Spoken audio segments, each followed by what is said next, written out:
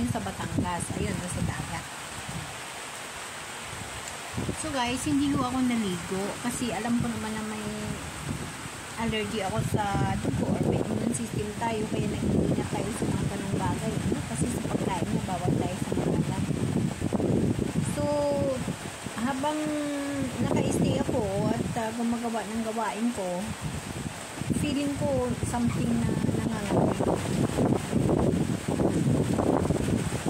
Tapos, yung mga malalambot na portion ng aking katawan ay nagkaroon na ng rashes. Kagaya na. Kita niyo bang rashes? Baka hindi.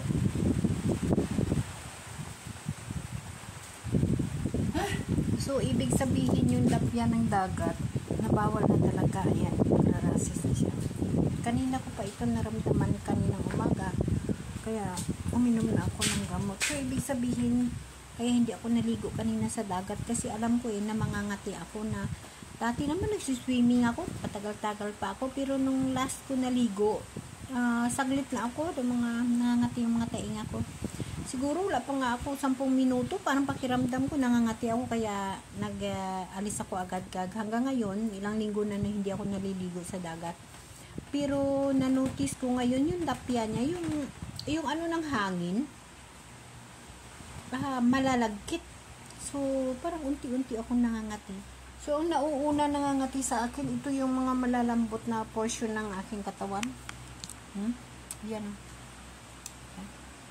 Yung, saan ba yun? Oh, ayan. Yan. Yan, ganyan. Yan.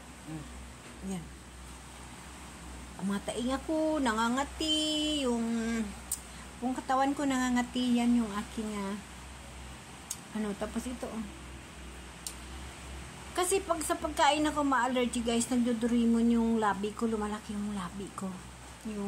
Lumalaki siya na parang nabusangsang. Tapos, ang mga red patches ko is mulat dyan, hanggang sa mga lahat. Pero yung ito, unti-unti. So, ito lang. Yan. So, makatisa. So, kahit maligo ako, ganun pa rin. So, hanggang gawin ko mamaya pag iinom ako ulit ng gamot, and then hanggang mamaya, sa gabi na lang ako mag-half bath. Yun ang gagawin ko. Mag-mask na lang ako mamaya pag marami siya. Pero hindi ako nagdurimon.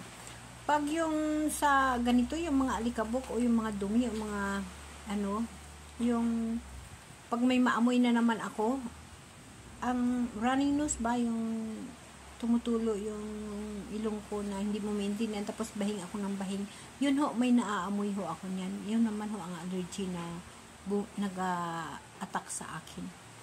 Ito naman yung yung hangin ng dagat. Yan, kaya ito. Ayan. Ayan. Hanggang yan mamaya, buong katawan ko na yung kakati kasi hanggang maghapon, hanggang bukas pa kami dito. So, titingnan natin kung ano yung mangyayari pa.